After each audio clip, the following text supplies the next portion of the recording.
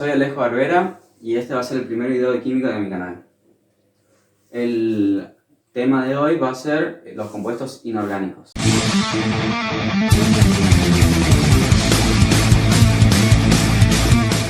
Estos compuestos se pueden dividir en dos categorías que serían los formados con no metales y los formados con metales, aunque después vemos que se mezclan. Entonces, vamos a empezar primero por los no metales, que los voy a representar con una X. Una X así, digamos, todo el grupo de los no metales, porque obviamente cada no metal va a tener su propio símbolo, cada elemento tiene su propio símbolo, por ejemplo el carbono, el nitrógeno. Entonces, empezamos con los no metales que cuando se mezclan con oxígeno, es decir, esta O, se forman óxidos ácidos. Los óxidos ácidos tienen esta forma, XO, es decir, el no metal y a su derecha el oxígeno. Obviamente no siempre van a ser XO, primero de todo porque cambian los símbolos de los no metales, cambian la X por una C, por ejemplo, cuando es un elemento que sería el carbono, o por una N si es nitrógeno, y también cambian por otra cosa que vamos a ver en el otro video, que es cómo se forman, digamos, la fórmula de cada compuesto. Después vienen los oxoácidos, que es cuando se mezclan los óxidos ácidos con agua. Esto lo que forman son oxoácidos o ácidos que tienen esta forma.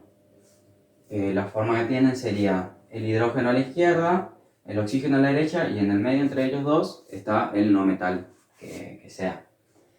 Después, los no metales en vez de mezclarse con reaccionar con el oxígeno, reaccionan con el hidrógeno, se forman hidrácidos.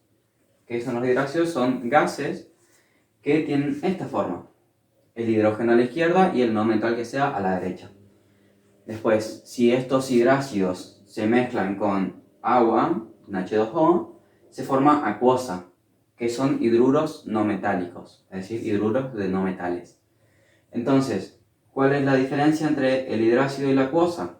La diferencia es en qué estado se encuentran. Digamos, los hidrácidos son gases y cuando se mezclan con agua pasan a estar en estado acuoso, no líquido, acuoso.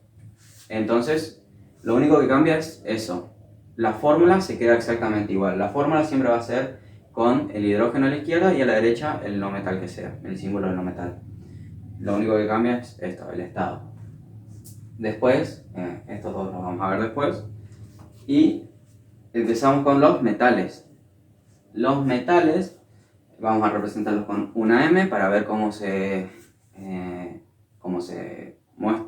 ponen en la fórmula al final.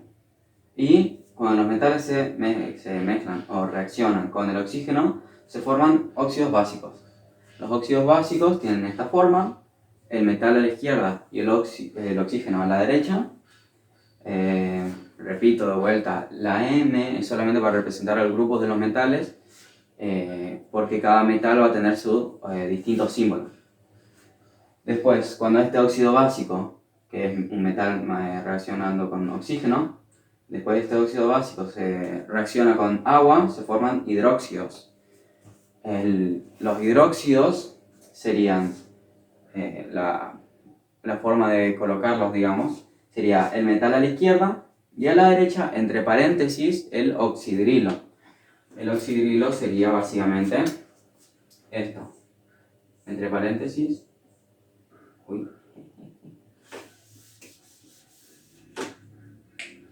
El oxidrilo sería básicamente esto, entre paréntesis, oxígeno e hidrógeno. Entonces, esto siempre va entre paréntesis y para que se entienda mejor también voy a hacer la M acá. Y este sería el hidróxido. Re fea mi M, sí, pero no pasa nada. Entonces esta sería la forma de cómo se pondrían el hidróxido.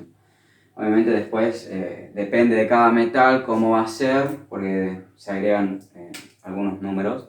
Se pueden agregar por acá o por acá, por ejemplo. Eso depende de los metales. Pero eso también, como dije recién, vamos a ver en otro video. Después, los metales, si en vez de juntarse con oxígeno se reaccionan con hidrógeno, se forman hidruros. Estos hidruros son metálicos, o sea, hidruros metálicos, que tienen esta forma. El metal a la izquierda y el hidrógeno a la derecha. Entonces, ya habiendo comprendido todos estos primeros compuestos, vamos a ver qué pasa cuando se mezclan los distintos compuestos de las dos distintas categorías, digamos. Entonces, la acuosa, que como habíamos dicho es el hidruro no metálico, que está en estado acuoso, cuando se mezcla con el hidróxido, que sería el metal reaccionando con oxígeno y después posteriormente con agua, se mezclan acuosa con hidróxido y te queda una sal binaria. ¿Qué es la sal binaria? Es una sal, digamos, compuesta por un metal y un no metal. Y tiene esta forma, el metal a la izquierda y el no metal a la derecha. Esta sería la forma base, digamos. Después, como dije, repito, tienen distintos símbolos dependiendo de cuál sea el metal y no metal. Después, también, además de la sal binaria, cuando reaccionan estos dos, se forma agua. Es decir, del resultado entre un hidruro no metálico reaccionado con un hidróxido, se forma la sal binaria que corresponda y agua, que sería básicamente porque el hidruro no metálico tiene hidrógeno en su fórmula. Y el hidróxido, como acá vimos, el oxidrilo, tiene oxígeno e hidrógeno. Entonces, a algún lado tiene que ir ese oxígeno e hidrógeno para que queden solamente acá el metal y el no metal. Y lo que pasa con ese oxígeno, esos oxígenos e hidrógenos es que se forman, reaccionan y se forma agua. La otra sal que se forma, digamos, con estos compuestos sería mezclando los oxoácidos o ácidos, que recordemos tener esta forma, el hidrógeno a la izquierda, oxígeno a la derecha y el metal en el medio. Se reaccionan con los hidróxidos, otra vez esta fórmula de acá, y ahí lo que se forma es una oxosal. ¿Qué es la oxosal? Es prácticamente lo mismo que la sal binaria, pero con oxígeno. Acá sería la fórmula, digamos, como se representa, que es metal a la izquierda, oxígeno a la derecha y el no metal en el medio. Además, como había pasado con la sal binaria, cuando reaccionan oxoácidos e hidróxidos, se forman, además de la oxosal que corresponda, el H2O o el agua.